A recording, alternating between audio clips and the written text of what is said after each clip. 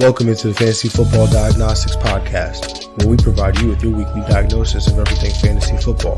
Whether it's season-long leagues, dynasty, DFS, or sometimes even IDP, we got you covered all year long.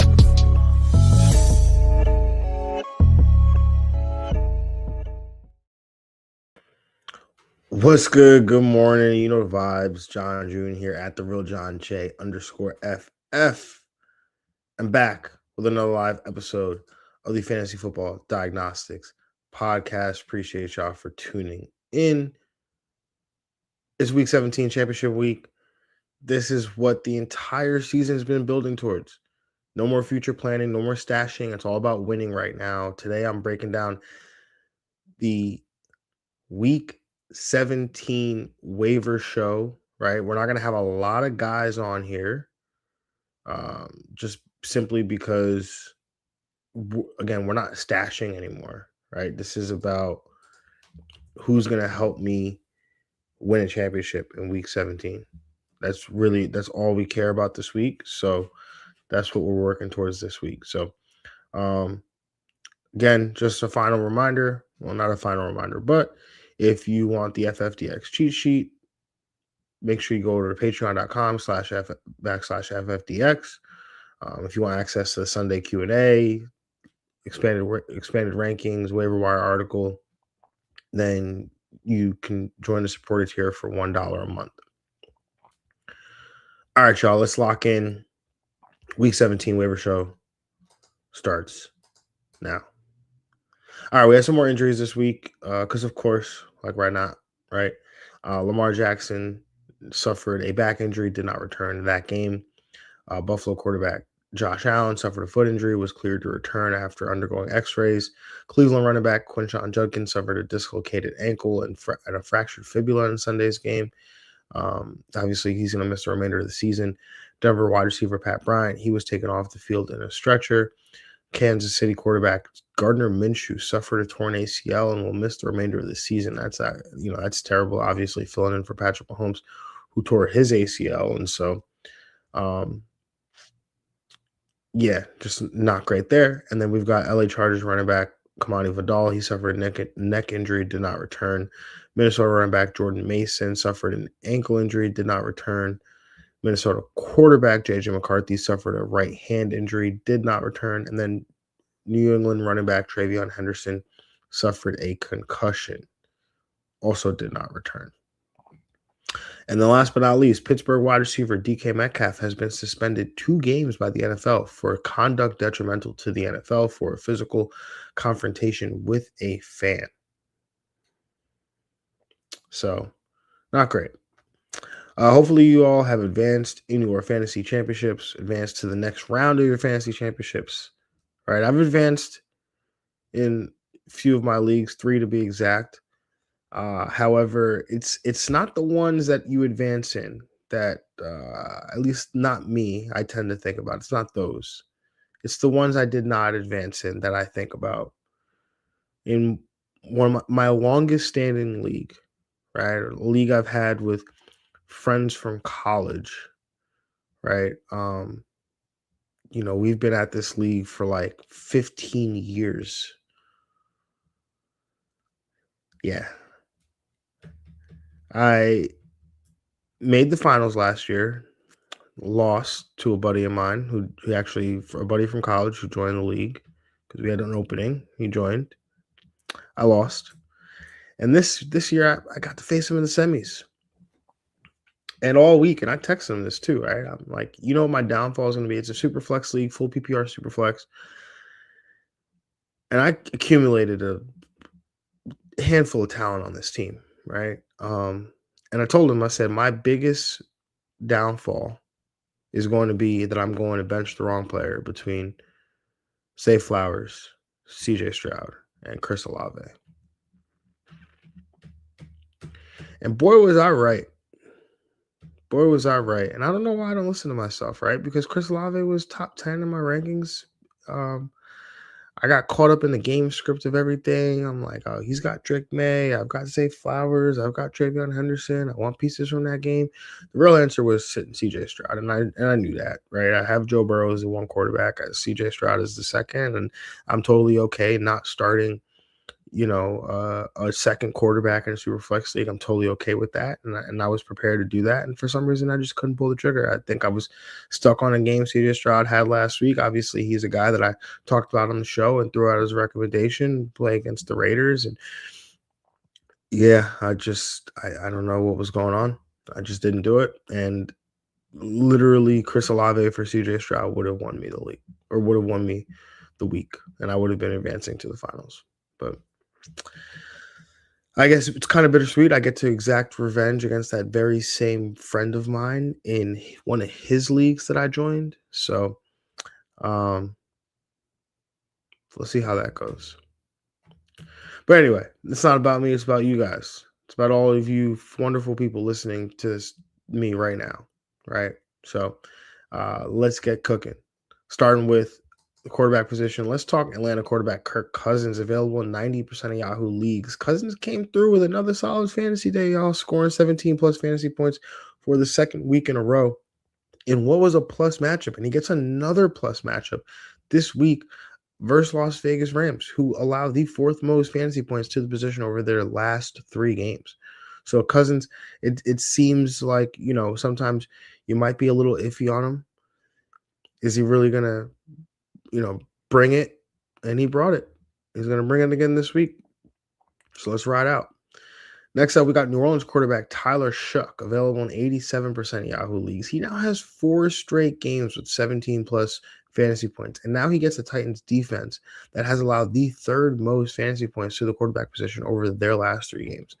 I have gone from being one of Tyler Shuck's probably biggest detractors from the pre-draft process to being one of his biggest supporters in the fantasy redraft season.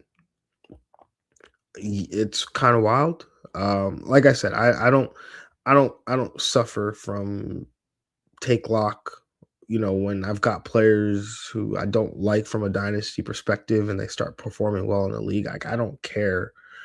Well, I mean, yes, do I care about what I thought of you from a dynasty perspective? Yes, a little bit, but not in redraft. Like, it's not going to stop me.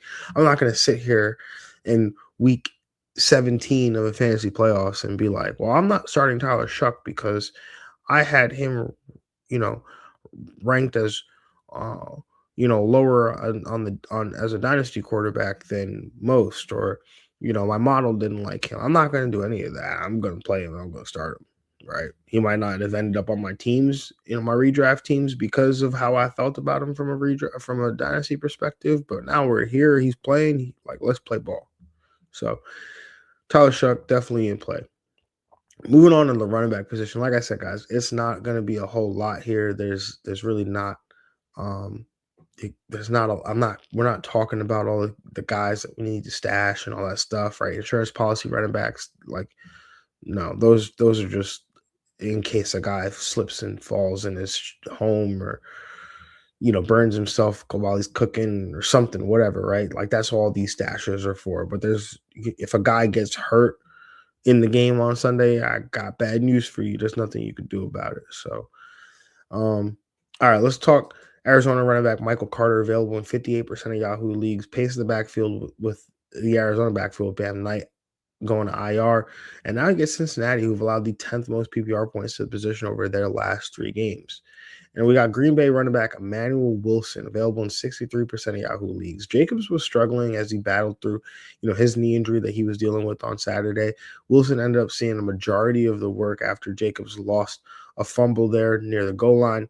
And now, if Jacobs is forced to miss any time, or if Green Bay decides to give Wilson a little bit more work, he couldn't find himself being useful in week 17. And really what this is if you are the Jacobs manager, or maybe you're not even the Jacobs manager, maybe you're going up against the Jacobs manager, you should be stashing Emmanuel Wilson on your bench so that you make them sweat a little bit. Make them sweat. Make the Jacobs manager sweat, or maybe you're the Jacobs manager and you don't want to sweat, so you want to have Emmanuel Wilson on your bench, so you want to be cleared. Good, right? So just go ahead and do that, right? I think it would be in your best interest to just add Emmanuel Wilson and no stress, right? No sweat. All right, let's talk Houston running back Jawar Jordan. He's available in 92% of the leagues with Marks out again.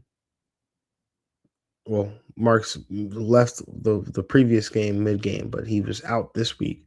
Jordan once again led the Texans backfield with 20 touches, scoring double-digit PPR points for the second week in a row. So if he, is in line to have opportunities again going up against the Chargers, it's definitely going to be a solid day for Jawar Jordan if he gets those touches again. Staying with the running back position, we talked about Quinshaw Junkins, left that game with a broken fibula and a dislocated ankle. And so now Cleveland running back Raheem Sanders available in 100% of Yahoo leagues. He was the guy that saw the bulk of the work after the injury to Junkins. Dylan Sampson, he missed the game due to a hand injury. So if he's out, Sanders would probably be the guy again. If Sampson can go, then I think I would expect Raheem Sanders to still see some work. Maybe you see a little bit of a split there. But Sanders is a good guy, good prospect. One undrafted, but he overall was, had a productive college career. So, if he gets some opportunities in week 17, I think, we should pay attention. All right, moving on to the wide receiver position. Let's talk Indianapolis wide receiver Josh Downs, available in 57% of Yahoo leagues. In 2 games with Rivers at quarterback, Downs now has back-to-back games with double-digit PPR points, and he now gets a Jacksonville defensive line the 6th most PPR points per game to opposing wide receivers over their last 3 games. And then you've got New England wide receiver Mac Hollins available in 97% of Yahoo leagues, has now scored at least 8 PPR points in each of the last 2 weeks with at least 8 targets in each of those games. And he now gets a New York Jets defensive line the 10th most PPR points to the position over their last 3 games. Moving on to the tight end position, let's talk Jacksonville tight end Brenton Strange. Came through with a solid PPR day, scoring 14.9 PPR points in week 16. He's available in 47% of Yahoo leagues. And this week, he's got a matchup against Indianapolis, who allowed the 14th most PPR points to the position over their last 3 games. And actually, it was 14th most and counting, because I did pull this data last night before the end of the Monday night game. So obviously George Kittle had himself a good day. Also, George Kittle with an injury that's quite unfortunate, ankle injury. So anybody who moved on to the finals, probably paying attention to this tight end portion of the waiver show right now. Also up is Colston Loveland of the Chicago Bears, available in 57% of Yahoo leagues. He scored double-digit PPR points in 3 of his last 5 games, has seen at least 4 targets in each of his last 5 games, and has a solid matchup this week against San Francisco, who allowed the 15th most PPR points to the position over their last 3 games. Again, that 15th was 15th and counting, because, I was the game was still going on last night as I pulled this data. So, all right, last but not least, let's talk New Orleans tight end Taysom Hill, right? Because, of course, this makes sense now, right? Available in 99% of Yahoo leagues. I was talking about Hill all year, right? But what we really needed apparently was an injury to all the Saints running backs in order for Hill to get his work, and his usage here. So, Hill was the primary runner for the Saints, leading them with 12 carries for 42 rushing yards. Also pitched in 4 catches on 6 targets for another 36 yards. His versatility provides a floor at the tight end position that not many tight ends have. Moving on to the defenses and the special teams. New Orleans defense, available in 37% of Yahoo leagues. They're 3-point favorites on the road against Tennessee. You've got Detroit, They're available in 45% of Yahoo leagues, 5.5-point favorites on the road against Minnesota. You've got the LA Chargers, 1.5-point favorites at home against Houston. You've got Tampa Bay, 5.5-point favorites on the road against Miami. And then last but not least, you've got the New York Giants, who are 1.5-point favorites on the road against the Las Vegas Raiders. All right, y'all. That's all I got for Week 17 waiver show. In terms of what the rest of this week is going to look like, right? So Wednesday, that is tomorrow, we'll be doing the full Week 17 breakdown, including all the Christmas games, Saturday games, and obviously the rest of the games for Week 17. So I'll be on here at 4 p.m. Eastern live on Wednesday, breaking down the matchup show.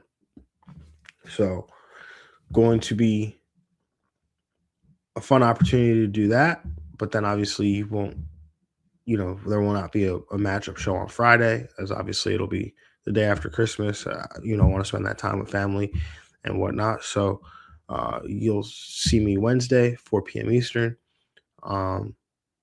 And everything else will stay the same. The only other thing is that tomorrow, Wednesday, will be our last show of 2025. So we will not have a Week 18 waiver show or a Week 18 matchup show.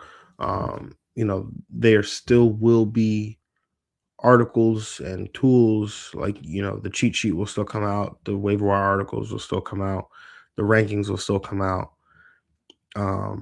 But in terms of getting on here and doing a podcast, that's not going to happen. So if you play in Week 18, sorry, best of luck to you. But yeah, that's it. So see you tomorrow, Wednesday, 4 p.m. Eastern. And yeah, we'll be chatting soon. Oh, I got some questions. From the 8th seed to the championship. That's what I'm talking about, Chris. That's what I'm talking about. Chris Thomason. 8th seed to championship. I like that, man. That's how you get it done.